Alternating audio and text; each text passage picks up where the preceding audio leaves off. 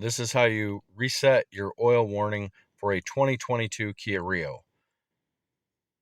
You click on the trip till you find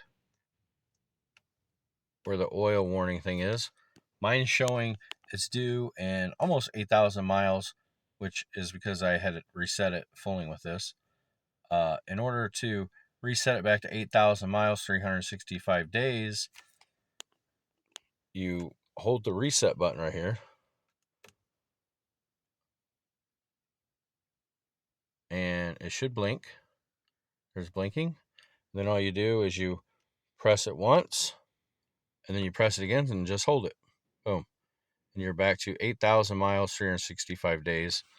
Obviously, mine's not 8,000 miles, but I just did my wife's oil change, and I just figured out how to do this, and I thought I would share it with you. Please like, subscribe, and in the future when I have other videos, please watch them. Thank you.